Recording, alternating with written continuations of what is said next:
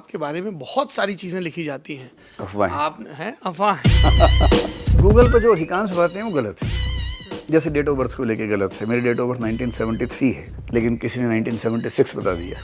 अब 6 बता दिया तो फिर लोग कहते हैं कि 1996 में हो कैसे गया, तो 20 साल के थे, एग्जाम कैसे देंगे। दिल्ली विश्वविद्यालय आने का अकेला पर्पस था कि मुझे पॉलिटिक्स में जाना था। मेरे पिताजी की भी इच्छा यही थी, विकास नेता बनेगा। हाँ, मतलब नेता भी छोटा मोटा नहीं, मतलब उम्मीद तो उनकी बड़ी थी। मुख्यमंत्री बनेगा और बड़ी थी। हमें कुछ आइडिया नहीं था कि ओबीसी क्या होता है, एससी क्या होता है, एसटी क्या होता है। बस ये देखा कि हमारे ग्रुप के अधिकांश लोग विरोधी आंदोलन में हैं, तो हमें होना चाहिए। 16.5 की उम्र में और क्या चाहिए इंसान को कि दिल्ली आए और सड़कों पे कर्फ्यू है, आप बसों के पीछे लटक रहे हैं, शीशे तोड़ पा रहे हैं, आप बसों के पीछे लटक रहे हैं, शीशे तोड़ पा रहे हैं। तो ये सब तो मैंने नहीं किया, लेकिन हाँ, मैं उस आंदोलन में काफ़ी एक्टिव रहा। ये आस्किंग फॉर अ फ्रेंड वाला हो गया। फर्स्ट ईयर खत्म होने से पहले ही घर में कुछ समस्या आ गई। कोई ऐसा संकट आया कि उसके बाद जो समृद्ध परिवार था वो सड़क पे आ गया एकदम। तो मैंने फर्स्ट ईयर का एग्ज़ाम किसी तरह से दिया, और क्राइसिस परिवार के जिंदा रहने पे भी उस समय था, कुछ ऐसे संकट थे। मुझे निर्देश मिला कि इलेक्शन नहीं लड़ना है, तो मैंने फिर इलेक्शन नहीं लड़ा। निर्देश विद्यार्थी परिषद की तरफ से, मतलब कुछ ऐसे लोग जो वहाँ से भी कनेक्टेड थे और कॉलेज से भी थे, सीनियर से, उन्होंने बताया कि रिस्क है लाइफ का।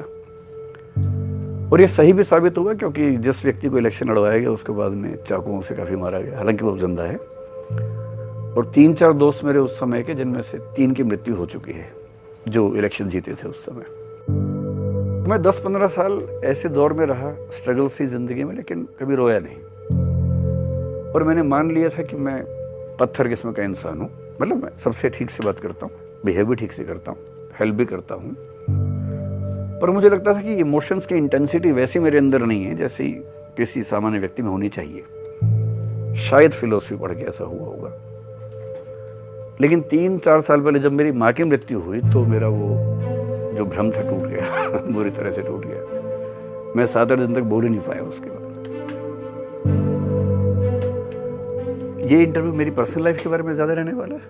मैं थोड़ा संकोची किस्म का आदमी हूं। मैं पहली बार जिंदगी में पर्सनल लाइफ पे बात कर रहा हूँ इस तरह से। We are grateful sir. पहले 2-3 चैनल्स की तरफ से मुझे निवेदन आया था, पर मैं संकोच में, मैंने ये कहा कि देखो, मैं ना जो प्राइवेट है, पर्सनल है, बताना नहीं चाहता हूँ। बाकी में आपको रुचि नहीं होगी तो फिर कुछ मतलब है नहीं उसका। आपसे संबंध इतना अच्छा है कि मेरी इच्छा थी कि पहली बार कहीं बताऊँ तो यहीं बताऊँ, इसलिए थैंक यू। सौरभ और मैं पुराने परिचित हैं, लेकिन ऐसे नहीं जैसे कल शायद किसी ने बोला कि अब कॉलेज लाइफ में आप दोनों कैसे थे बताइए, तो हम कभी कॉलेज फ्रेंड्स नहीं रहे। हम लोग कभी, गलती ये हुई कि जब मेडिकल हुआ मुझे किसी ने बता दिया कि घुटने मिलेंगे तो ही पास होंगे, तो मैं बहुत जोर से मिलाने में लगा रहा। तो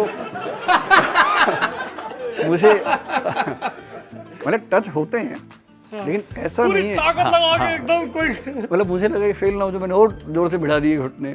उन्होंने 1-2 बार पूछा भी कितना टच होता है, मैंने कहा मतलब मैं तो कॉन्फिडेंस से बोल रहा था, मैं तो और कॉन्फिडेंस में था कि देखो एकदम टच हो रहा है। और 2003 में जब लास्ट अटेम्प्ट आया तो मैंने अपने दोस्तों से जो IAS IPS से उनसे पूछा, मैंने कहा ईमानदारी से बताना मैं यहाँ सफल हूँ। और जब क्लास में पढ़ाता हूँ तो मुझे स्पिरिचुअल फीलिंग होती है, उससे अच्छा समय कोई नहीं होता मेरे लिए जीवन में। सच में IAS IPS में कुछ ऐसा दम हो कि ट्राई करना चाहिए तो बताओ, वरना मैं यहाँ खुश हूँ।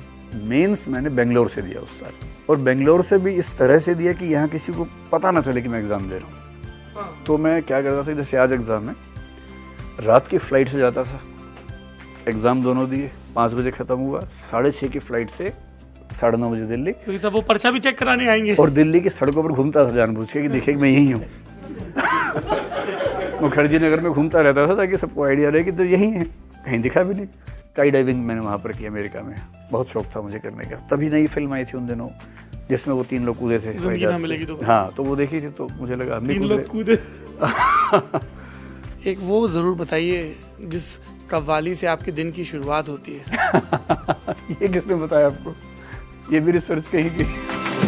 सोशियोलॉजी में कार्ल मार्क्स और मैक्स वेबर को पढ़ने के बाद मुझे लगा कि दुनिया उतनी सरल, एक आयामी, एक तरफा नहीं है जितना हम सोचते हैं। मेरा राष्ट्रवाद अंतरराष्ट्रवाद के विरोध में एकदम नहीं है। पाकिस्तान बर्बाद हो जाए मैं कभी नहीं चाहता। मैं चाहता हूँ भारत भी आबाद रहे, पाकिस्तान भी आबाद रहे। चीन भी आबाद रहे। सिर्फ इस संयोग से कि एक व्यक्ति वहाँ पैदा हो गया इसलिए उसको मर जाना चाहिए, ऐसा राष्ट्रवाद मेरा नहीं है।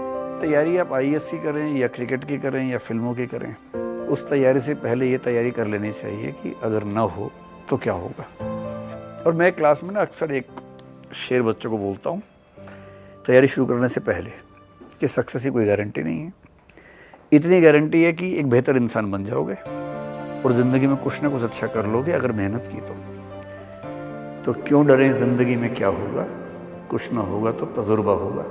मैं तो इसी अप्रोच पे चलता हूँ कहीं पे, और मैं चाहता भी नहीं कि कोई UPSC को इस भाव से तैयारी करे कि नहीं होगा तो मर जाऊँगा। इससे बढ़िया मत करो तैयारी भाई।